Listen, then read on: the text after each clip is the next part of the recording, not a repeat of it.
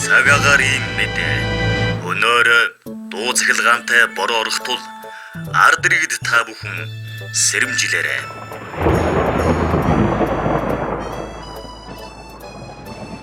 Зүгээрээ сониучгаа.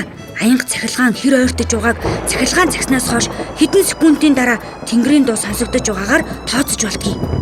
Тэгэхээр миний тооцоогоор эндээс их хол цахиж байгаа бололтой. Санаа зовлтгүй томоо. Энэ байшин аянга зайлуулагчтай учраас аюул учрахгүй. Ингээд аврагч Мазаала бидэнд аянга цахилгаантай үед аюулгүй байх аргуудыг зааж өгсөн юм. Цаг агаарын мэдээ тогтмол сонсож мөн үүлний шинж байдлаар тэнгэр муудахыг ажиглаж сураарай. Автомашин, трактор, ундаг дугуй гэх мэт металл зүйлс болон өндөр зүйлсээс хол байгаарай. Аянга нэжиг хэлмэгц морь болон унаанаас заавал бууж байх ёстой шүү.